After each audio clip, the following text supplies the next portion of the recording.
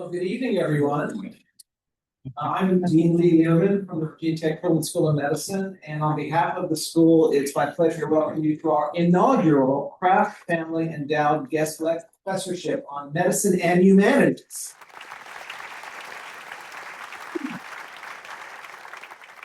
Look around this room, which is very familiar to many of us. We're delighted to have with us students, faculty, staff, healthcare professionals, alumni, members of our community, friends of the Kraft family, as we gather together for this very special occasion. But before we begin, I'd like to offer our deepest gratitude to Dr. Hugh Kraft and Mrs. Reggie Kraft for their extraordinary generosity and vision in establishing the Kraft Family Endowed Guest Professorship in Medicine and Humanities.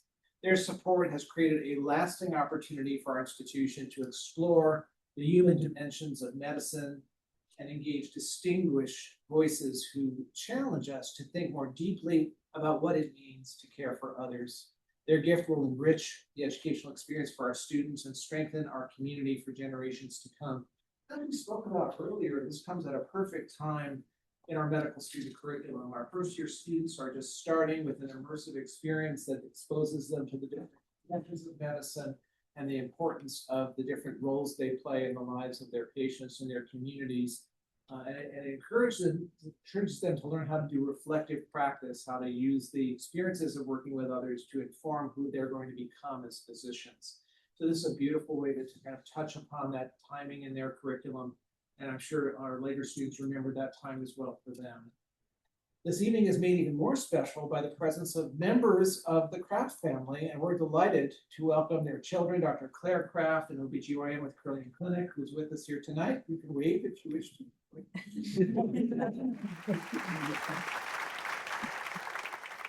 Anna Kraft of Greensboro, who's joined us in the audience. Son Dr. Will Kraft, along with his wife, Dr. Candace Kraft, who are joining us virtually from Toronto, Canada. And that is a long story, but they're here by Zoom. So please also welcome Dr. Kraft's brother-in-law, Dr. Vince Cobb of Chapel Hill. Kraft family's commitment to medicine, service, education, and the care of others is reflected across generations, making the celebration especially meaningful. So thank you everyone for being here to mark this special occasion. At the Virginia Tech School of Medicine, we believe that outstanding physicians are shaped not only by scientific knowledge and clinical expertise, but also by empathy, curiosity, reflection, and compassion. Medicine is fundamentally a human endeavor across generations and across time, and any time and place that humanity has existed, those have been the cornerstones of healing. Every diagnosis, every difficult conversation, and every act of healing involves understanding the experiences, stories, values, and emotions of the people we serve. The humanities help us to develop these essential skills. Through literature, ethics, narrative, history, philosophy, and the arts, we gain greater insight into the human condition. These disciplines teach us to listen more carefully, to communicate more effectively, to appreciate the diverse perspectives we are aware of, and to approach patients with, first and foremost, humility and understanding. In an increasingly complex healthcare environment, these qualities are not optional, they're essential to providing exceptional care. All the other things that make care challenging and difficult may happen, but once that door closes and we're in front of our patient, that can be a sacred space for them that defies any efforts by the systems that we serve in that are struggling to provide that optimal care. It's that quality of that one-on-one relationship that often sustains patients through the challenges that they face with healthcare in the United States. That is why this lecture series is so important. It creates space for reflection and dialogue and learning beyond the traditional boundaries of medical education. It reminds us that while medicine is a science, healing is also very much an art. Tonight, we are honored to welcome Dr. Aubrey Knight back to this room as our inaugural speaker.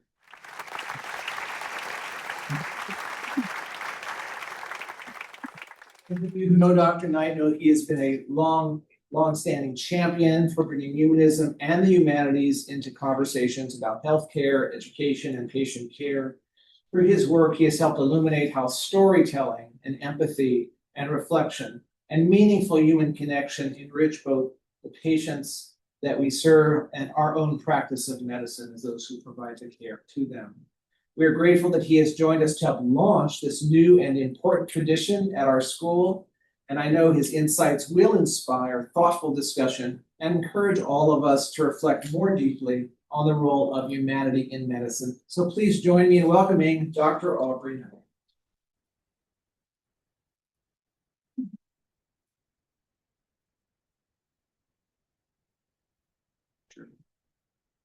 Getting there. Thank you, Dean Lehrman, for that very kind introduction. I am humbled to be here.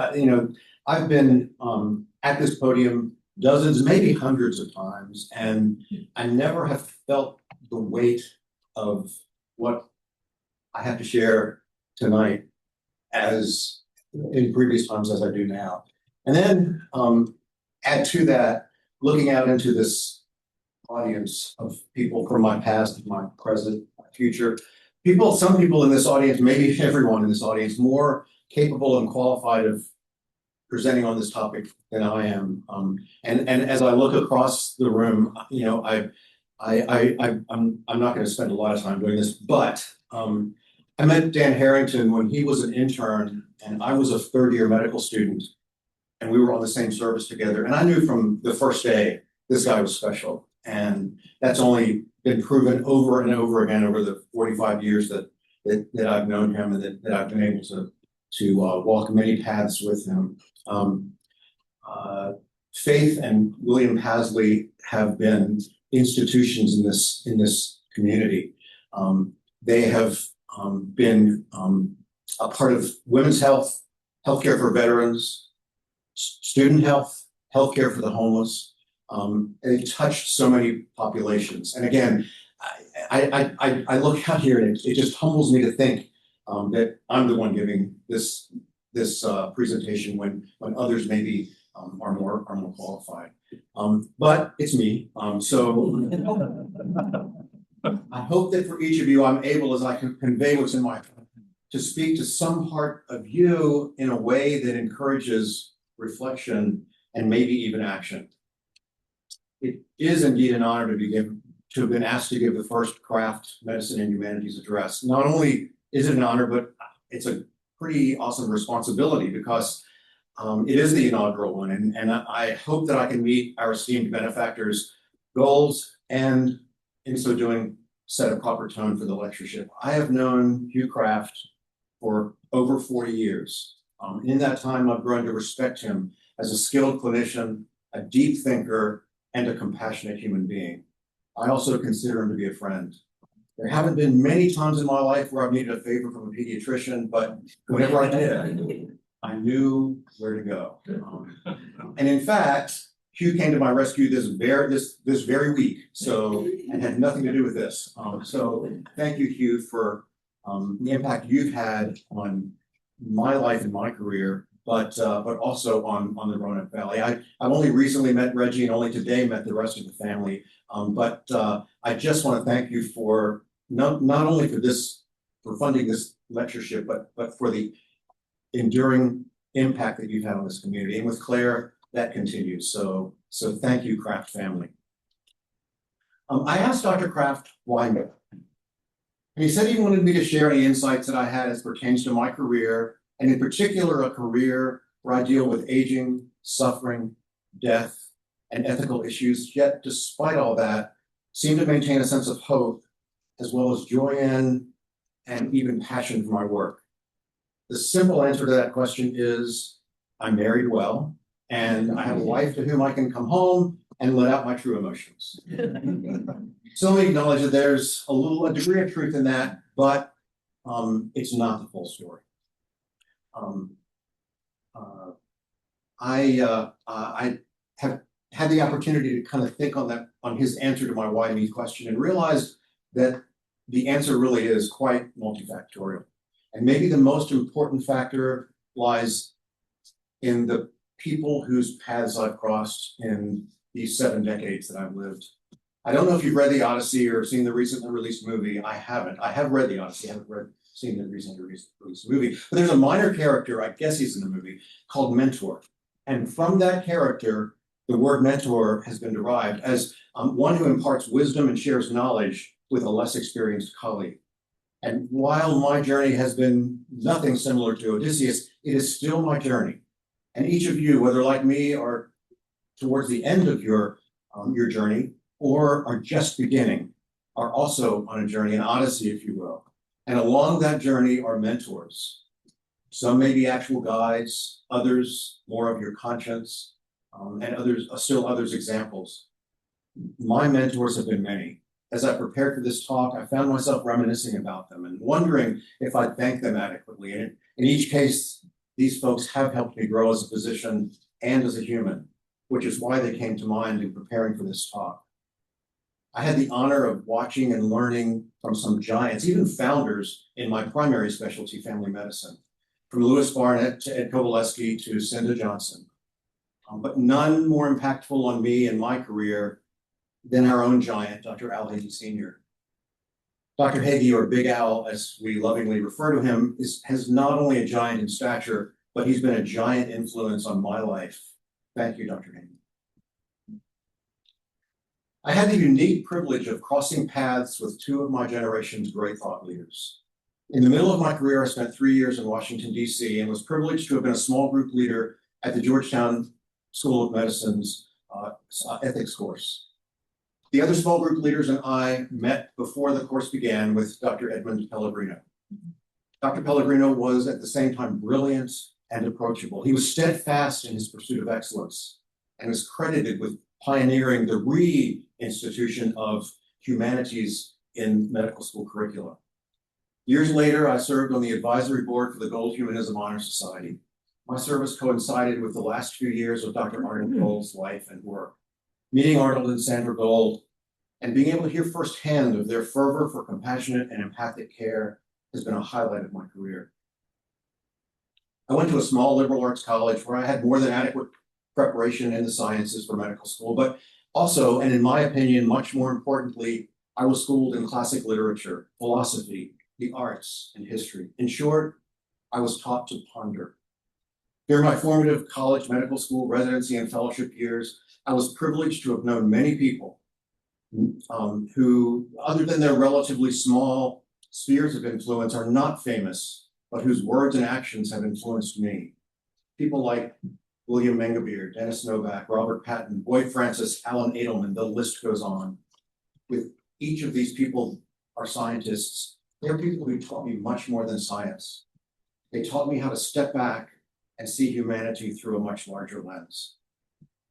I must also acknowledge my parents and grandparents. I was fortunate to have known all 4 of my grandparents, and from each, through their lives of significance, they imparted a unique gift to me. I learned from them kindness, perseverance, loyalty, and generosity, and I was able to watch the embodiment of these attributes shine forth in them. And finally, and most importantly, my wife, Esther, has been my constant. She has kept me grounded while helping me to appreciate beauty, which you will recognize to be crucial to me as I've navigated a world that has its share of ugliness and suffering. The title of this lecture series is Medicine and Humanities, and I can't help but be struck by the irony related to my life partner and me. My career has been in medicine, hers in the humanities. I'm grateful to each of these people as they've helped to mold me to the doctor and person who I am today. To each of these heroes of mine, some long departed, I must say thank you. And they, all of them, have prepared me for this moment.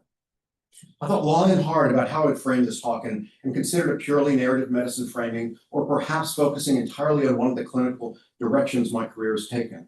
But rather than framing it around aging or death and dying or ethics,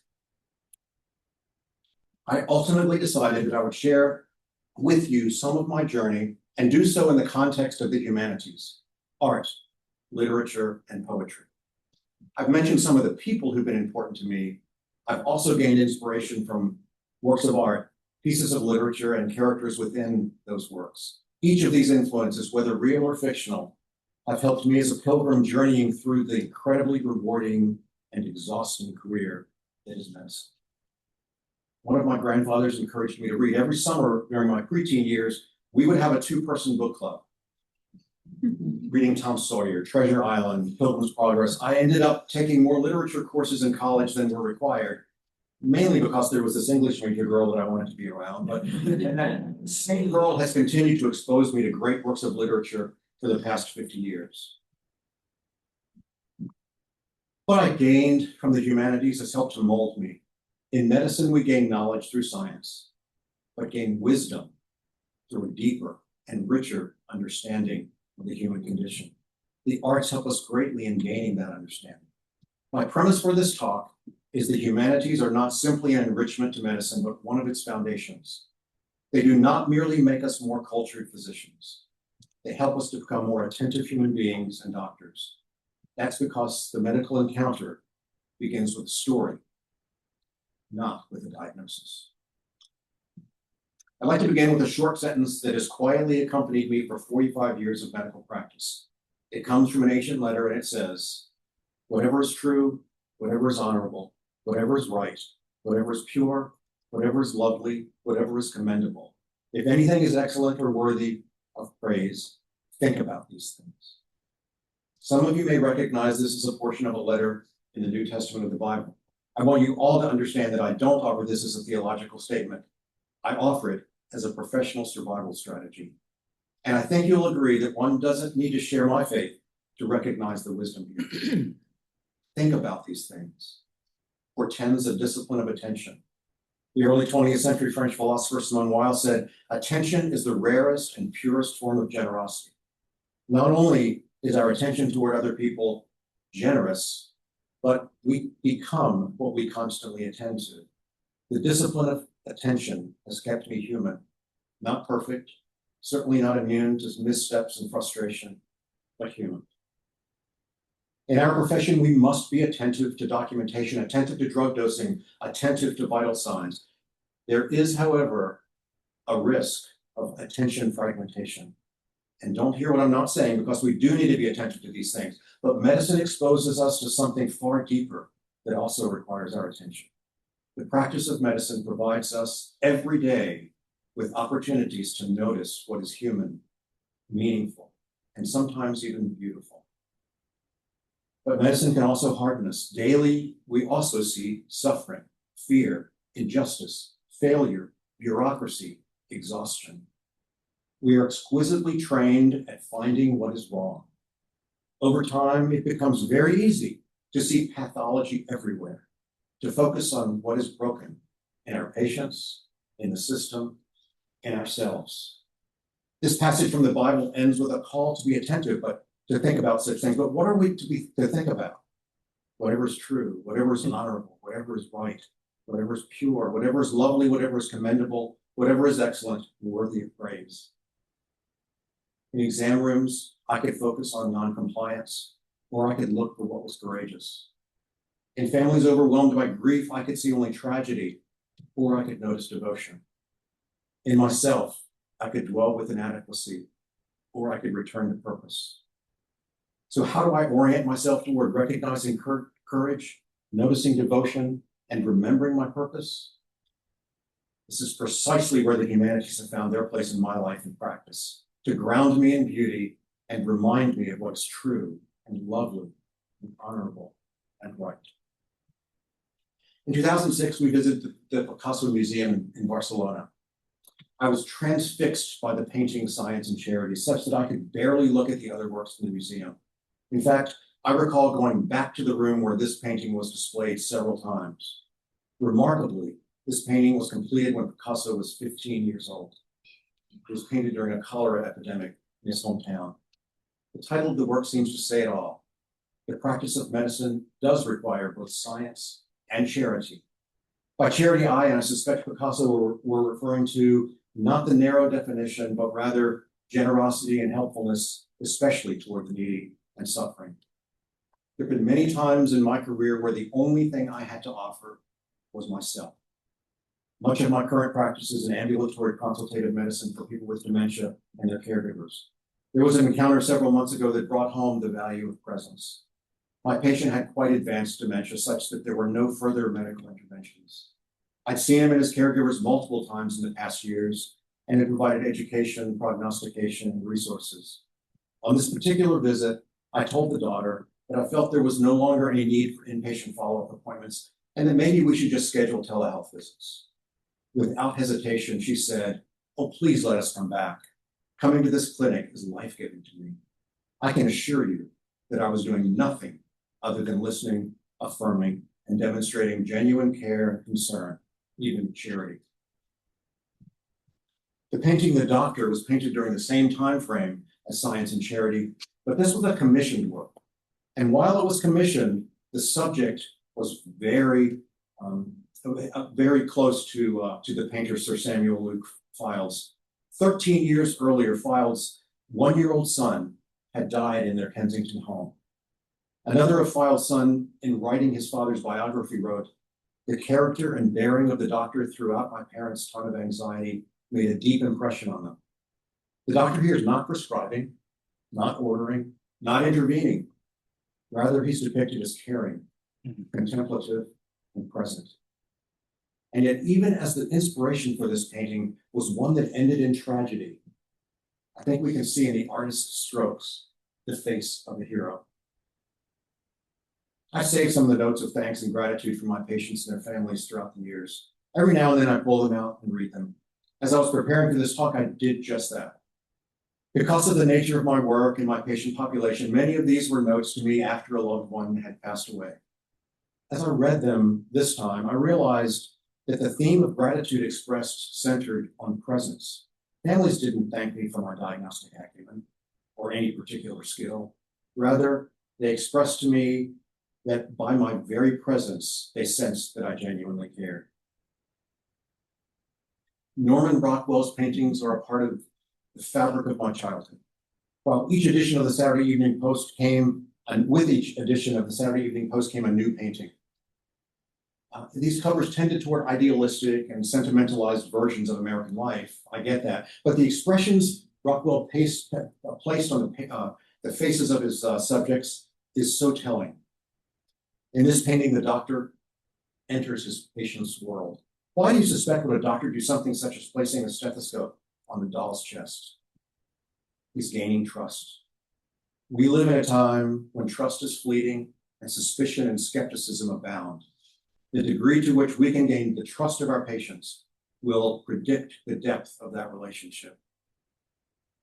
Many years ago, I was caring for a patient residing in a facility who had late-stage cancer and was suffering from what I initially assumed was physical pain from his metastatic disease. I saw him near daily. Our many conversations centered on his disease and his symptoms, but not much beyond that. As his frailty progressed and the end was approaching, his pain became uncontrollable. I thought there must be something more going on. So I asked him to tell me his story in an effort to try and gain insight into his pain and suffering. By that time, I had gained his trust, and he shared with me the details of the most devastating regret of his life. As he told me the story, it was clear to me that as his life was ending, that regret was contributing to suffering that went beyond his physical disease. The regret resulted from his infidelity, which led to his being estranged from his only child for decades.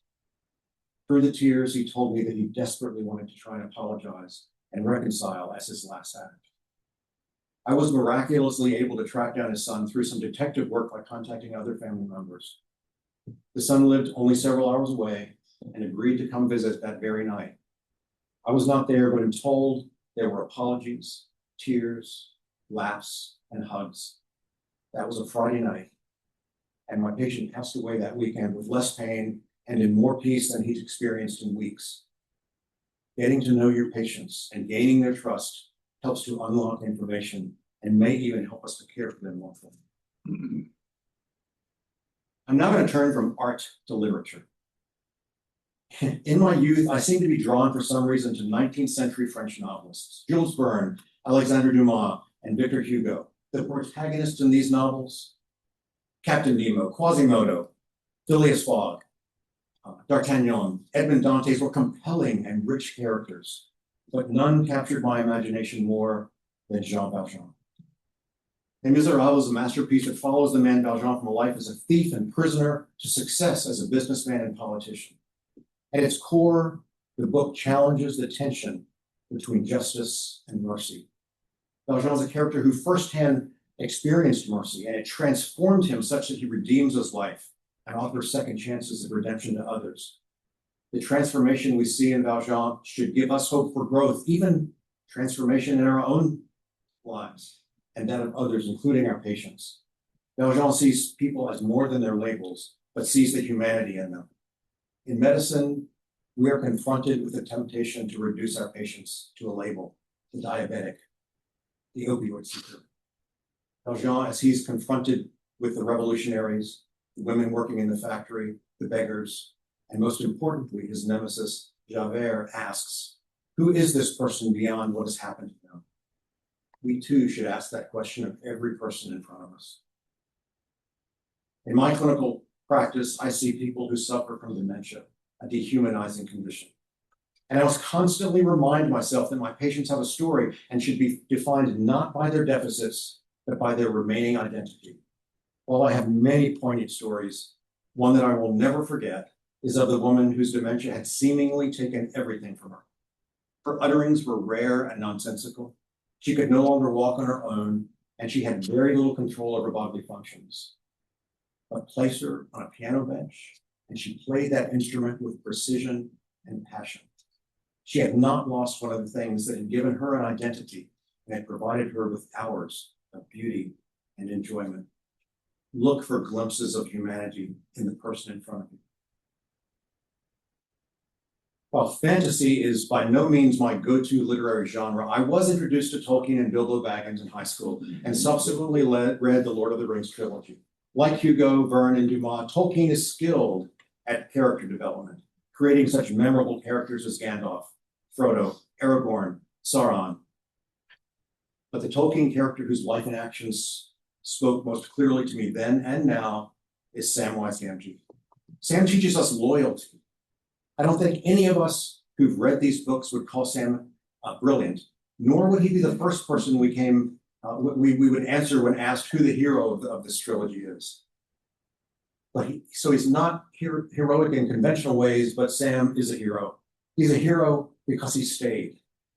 In medicine, we tend to overvalue cure and undervalue accompaniment.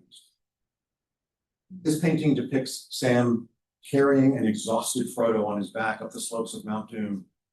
It was during this moment that Sam tells Frodo, I can't carry it for you, but I can carry you.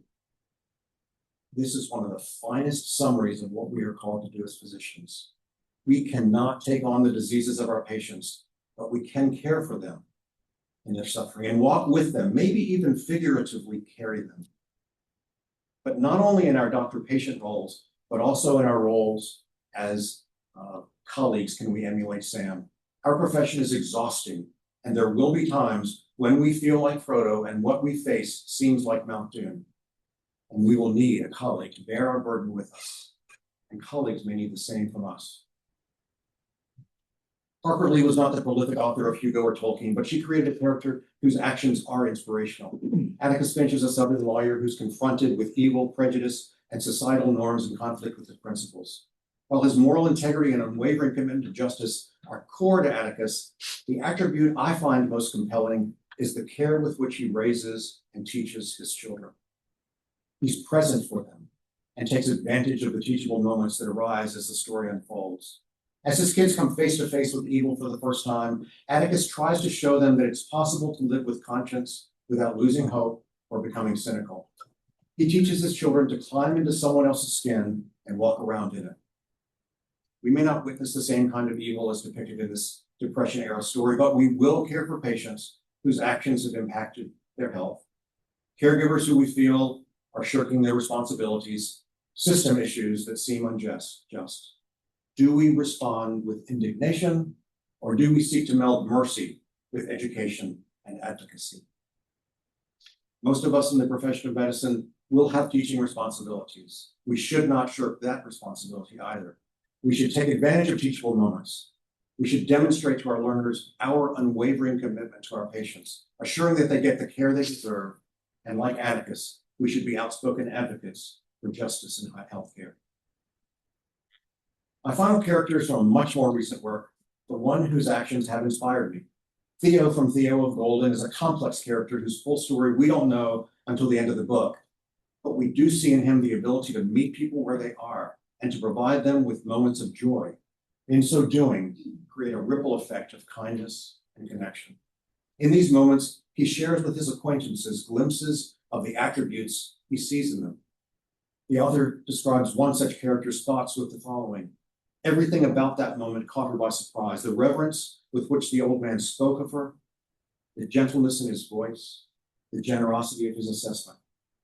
Does he really see that in me? The kind and generous way that Theo interacts with people has encouraged me to reorient my impressions of people such that I try to predispose myself to seeing people as Theo might.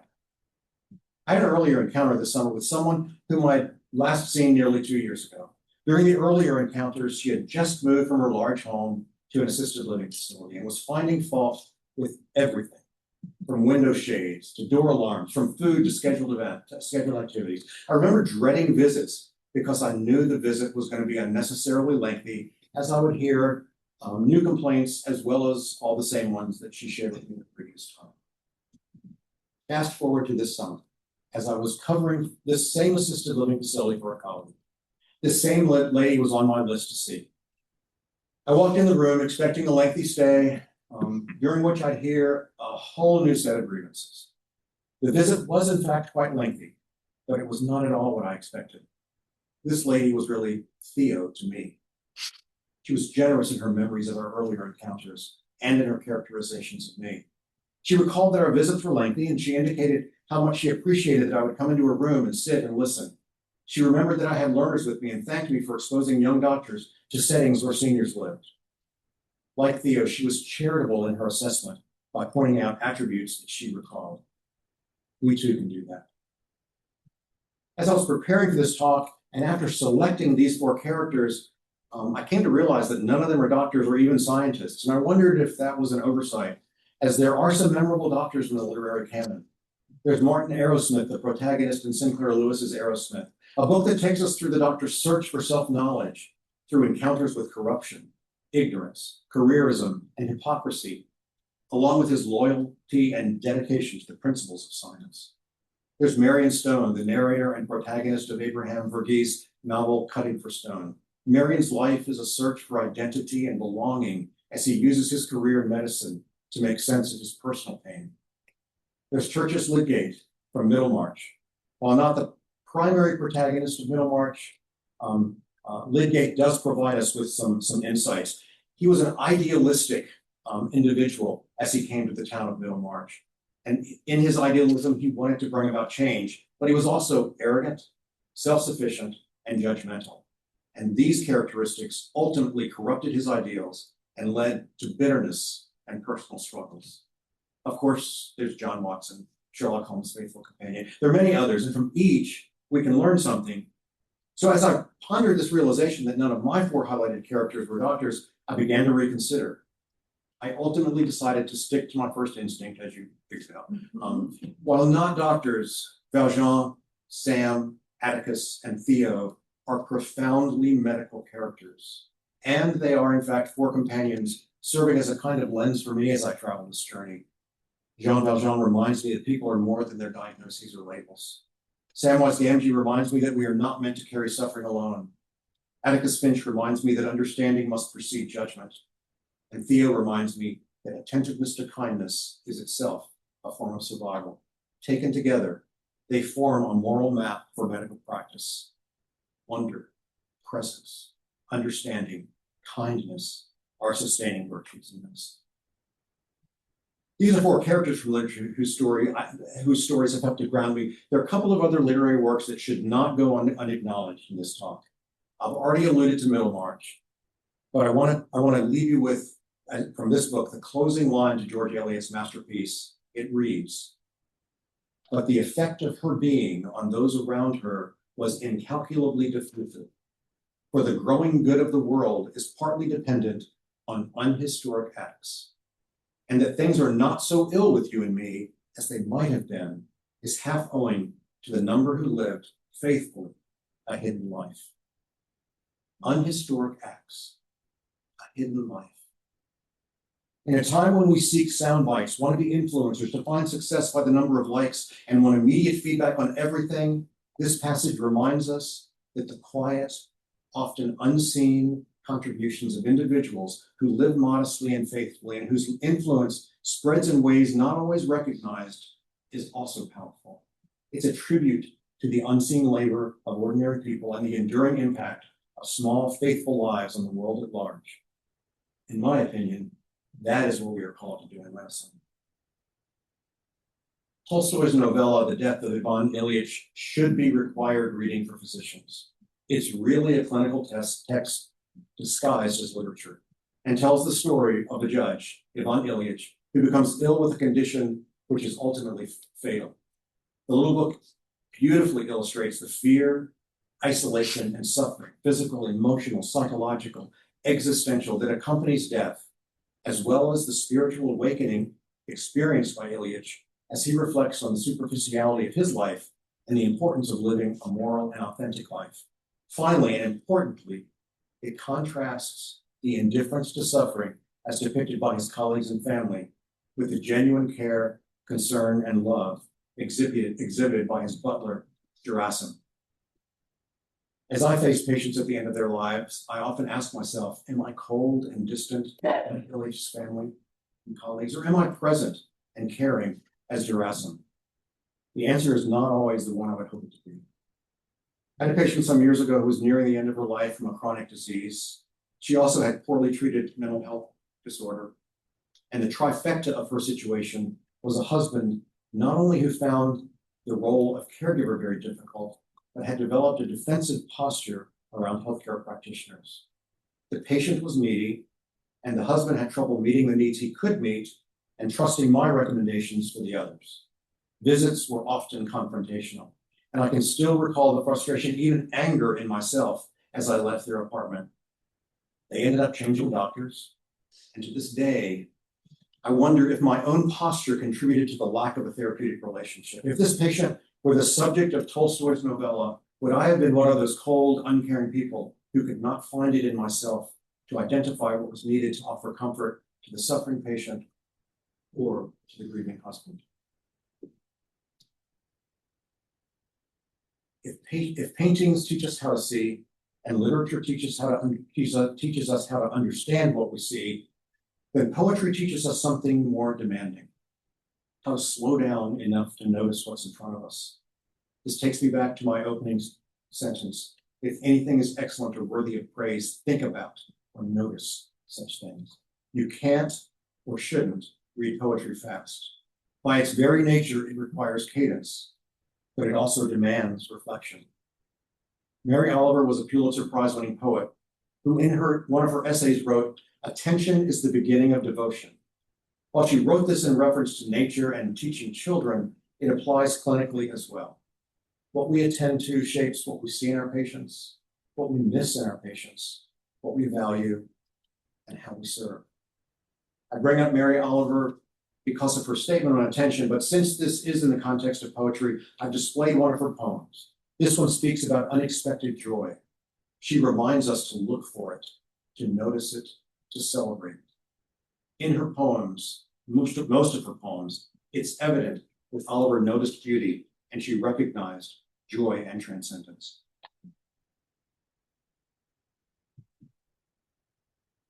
I suppose any discussion on humanities and medicine must mention the poet-physician William Carlos Williams. Williams was an American Puerto Rican who was born and died in Rutherford, New Jersey. Once he finished his training, he returned to that small town, and for 4 decades, he practiced rural general medicine and pediatrics by day and wrote by night. His poetry centers on everyday circumstances of life and on the lives of ordinary people. This poem describes a house call where the doctor comforts a woman. Williams once said, "The purpose of an artist, whatever it is to take the life, whatever he sees, and to raise it up to an elevated position where it has dignity."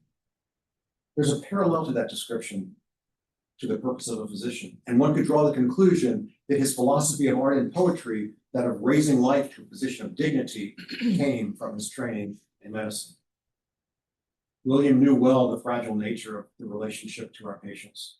He once wrote, "Even when the patients knew me well and trusted me a lot, I could sense their fear, their skepticism. And why not? I could sense my own worries, my own doubts." This profound statement speaks of both the vulnerability that our patients experience every time they venture into one of our exam rooms, but also to our own struggles with the uncertainty that is the practice of medicine. Early in our marriage, Esther introduced me to the English Romantic poets, Shelley, Byron, Coleridge, and Wordsworth. During a recent trip to England, we had to go to the Lake District to walk the paths of Wordsworth and Coleridge. Wordsworth had a deep love for beauty, probably why he loved the Lake District. He treated nature not merely as scenery, but as possessing a moral presence of its own. He wrote poems about flowers and mountains, lakes and landscapes, clouds. He describes daffodils as fluttering and dancing in the breeze, and in his solitude invites himself to dance with them. Here's a portion of one of the so-called lyrical ballads, which has lines highlighted, which are not unlike the line from the end of Middlemarch. His little nameless, unremembered acts of kindness and of love, in which the heavy and weary weight of this unintelligible world is lightened.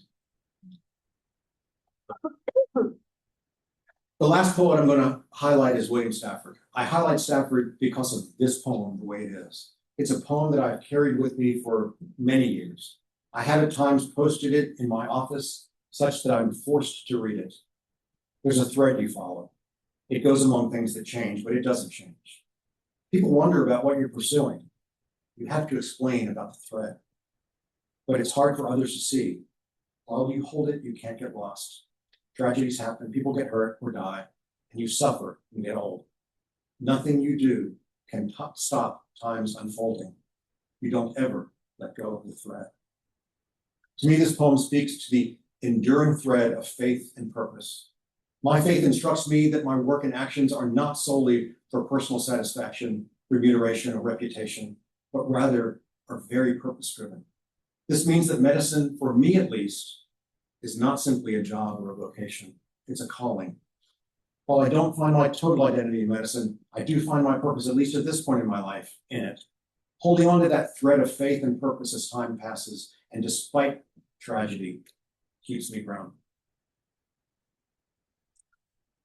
While I've taken us on a tour through art, literature, and poetry, and shared a little of myself in the process, as we've taken that tour, I've identified some attributes that the various pieces of art, poems, writings, and characters have reminded me of. While I suspect we can all agree that these are healthy, even necessary, they aren't the metrics on which we're measured. They don't translate to productivity, to publication, to prestige, which begs the question, aren't these attributes antithetical to the modern practice of medicine? In their book, Compassionomics, Treziak and Mazzarelli lay out the case for attributes such as these being not merely moral virtues, but can have measurable benefits for patients, clinicians, and health systems. Patients do better when they perceive their physician to be compassionate. One of the most striking findings they point out is that meaningful expressions of compassion require very little time. Brief moments of attentive listening, validation, eye contact, or acknowledging suffering can have disproportionate effects on patients and their outcomes. I hearken back to Wordsworth's poem, his little nameless, unremembered acts of kindness for which the heavy and the weary weight of the unintelligible world is lightened. Their conclusions verify something I've experienced repeatedly in my practice. Patients often remember how they were treated long after they've forgotten the details of the medical plan. Feeling seen and understood can itself influence health outcomes. So I would take their conclusions and expand to say that not only can attributes such as compassion be economic drivers, but also can the humanities be core clinical tools. In addition to the specifics I've highlighted, the humanities train us to sit with complexity without rushing to closure. They teach us to interpret rather than merely extract information. They encourage us to ponder. So back to the why me question. I can say that Dr. Kraft's assessment of me is correct. I do find satisfaction in my work. I am hopeful for our profession. And I do have passion for the very hard work that I do. Seeing patients near the end of their journeys has not hardened me to the realities of aging and death, but rather has provided me with a rare window into the human experience and has expanded my perspective by giving me incredibly rich insights into the human condition. Which brings me full circle back to this. Whatever is true, suffering is real. In this profession, even those of you who don't specialize in geriatrics or palliative medicine, you will be face to face with suffering and the sufferer. We must pursue truth in science as well as in patient stories. Whatever is honorable. Our patients come to us not just to diagnose, but to walk with them through their journey with illness. In so doing, we are honoring their dignity. Whatever is right. Our work is difficult and often requires moral courage and fidelity. Clayton Christensen, in his article, How Will You Measure Your Life, published in the Harvard Business Review, reminds us that it's easier to hold onto your principles 100% of the time than it is to hold on to them 98% of the time. Small exceptions accumulate and quietly reshape us. Whatever is pure. The motive for our work must be clear and patient-centered, and we should re-examine our motives on a frequent basis. Whatever is lovely. Beauty found in poetry, art, and literature can be nourishments for us in this work. I've tried to cultivate a habit through gaining an appreciation for great art and inspirational writings of trying to find wonder and beauty and joy in everyday circumstances. Whatever is commendable. We in medicine are rightly trained to look for abnormalities, flaws, and pathology, such that in this profession, choosing to find dignity is radical and requires intentionality. We should find opportunities to look deeply into our patients' lives to see that which is commendable. Whatever is excellent. Medicine is a high calling. So too is education. Each of us, whether we have a formal education role or not, are teachers. We should take that role seriously by imparting knowledge and wisdom with others, our patients, learners, colleagues, and acquaintances alike. Whatever is worthy of praise. Efficiency, pattern recognition, and certainty are essential in the practice of medicine. There are complementary virtues that medicine also requires, which art and literature encourage us to cultivate. Comfort with ambiguity, attentiveness to individual stories, patience, and the willingness to ask, who is this person, before asking, what disease is this? Every patient carries two charts. One is the medical record, the diagnoses, the medications, the results from lab and imaging. The other is invisible and contains the patient's hopes, loves, fears, and disappointments. We become competent physicians by reading and interpreting the first. We become healers when we learn to look for the second. So I've shared with you a little of my journey by introducing you to the people, both real and fictional, who've impacted that journey. At the beginning of this talk, I reminded each of you that you too are on a journey through a life that involves relationships, includes struggles, provides inspiration, and brings heartbreak, exhaustion, and discouragement. I hope that sharing a little of my journey has caused you to reflect on your own. Most of you in this audience are in the medical profession, but even for those of you who are not, I want to leave you tonight with a charge. My charge is not simply for you to read more novels, visit more museums, or attend more concerts, though I hope you will. To do that would be essentially adding more items to your professional development checklist, and God knows we have enough boxes to check. My charge for you is to cultivate the habits that these experiences teach us, to notice more carefully, to listen more generously, and to remember that every person we meet possesses an inner life far richer than we will ever completely know. To each of you, I also charge that you protect the part of you that art, poetry, and literature awakens. Protect your capacity for wonder. Protect your curiosity. Protect your ability to be moved, even moved to tears. Protect also your willingness to listen before you explain, to notice before you conclude, and to meet the person in front of you with humility rather than certainty. Long after I have forgotten the details of the myriad journal articles I've read, I suspect I will still remember Theo sitting on the park bench, Atticus Finch taking advantage of the teachable moments with his children, Samuel Files' contemplative doctor, and Stafford's thread. I will also remember the countless patients who become a part of my own story. These images and memories will remind me of one simple truth. The boundary between physician and patient is thinner than we imagine. Every patient has been one of my teachers, and I remain a student of humanity. My journey, and I suspect yours, is one that can be exhausting, such that we must feed our souls in ways that allow us to better care for the person in front of us and make an impact for our communities and the world. So I leave you with one final charge. Do not lose sight of your own humanity, for if you do, you will eventually lose sight of theirs. Rather, cultivate your humanity in ways that nourish your souls. And in so doing, you will not only practice medicine more wisely, but you will be living life more fully. That, I believe, is the enduring gift of the humanities. Thank you.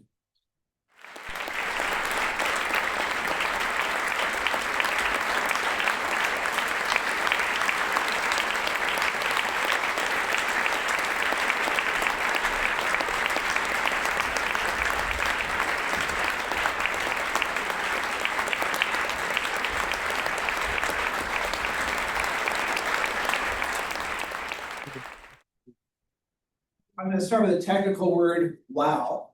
What a masterpiece, Dr. Knight, illuminating, deep, rich, thoughtful. It's hard to think about what to say or ask, because our minds are filled. We've filled up our cups and our minds with so much to think about. But we do have a few minutes for comments, questions, something that really resonated, a question you might have or about the beauty of what Dr. Knight put together for us this evening.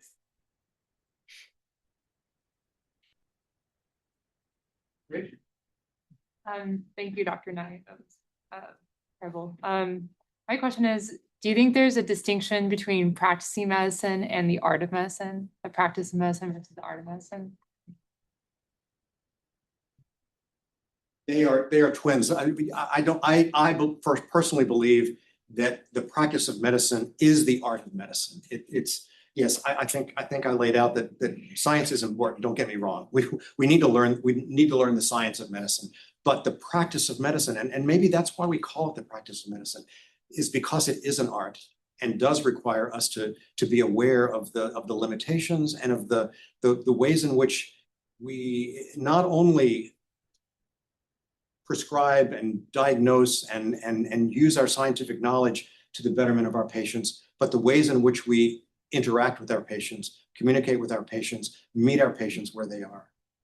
If I can follow up, this may not be where you were going, but as you're learning the technical things, all of that, when does that fusion occur? Is it always there? How does it change over time?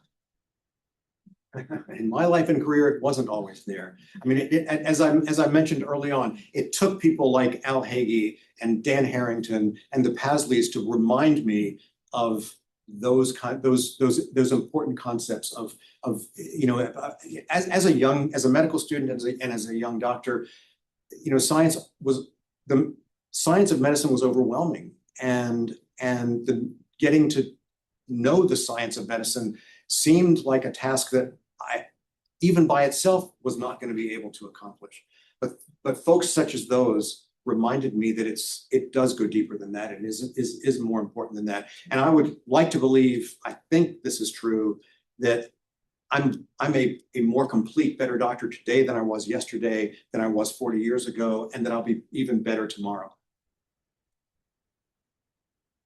Linda. Since Aubrey, that you've started working with me and we give presentations together and you spoke to students, what you've had to say has always been meaningful, interesting, fun. But as I've watched it grow, it's gotten deeper and more meaningful and more brilliant. And I think you hit the pinnacle tonight. I think this was perhaps the most brilliant talk I've ever heard. And I'm so proud.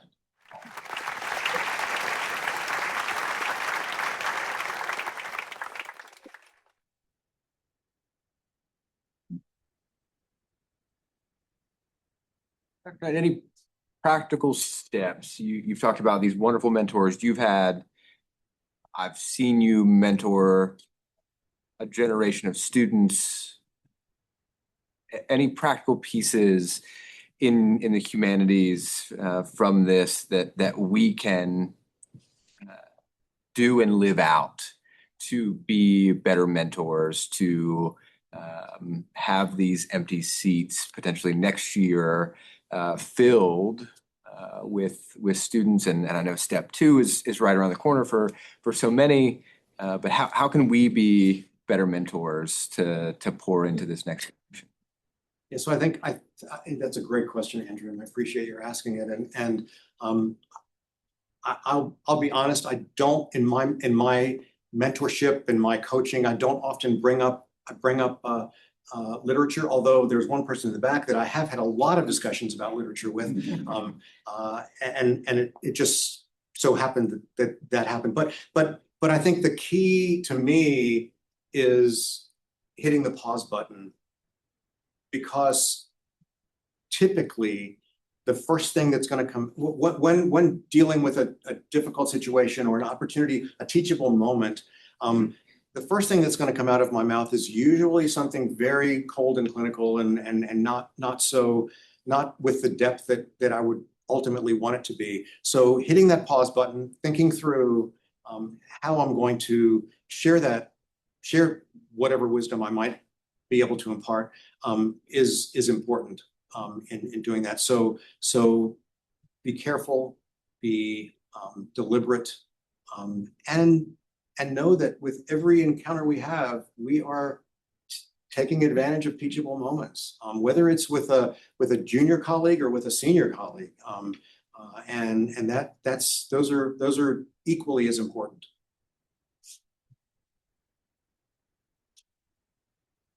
So before we close, we invite you to come to our reception in the atrium. And we might have thought at the beginning of this talk, well, what would mentor do? Right? What would mentor do? And now we wonder, in those situations, what would Aubrey and I do? Or want to do? Right. Thanks so much.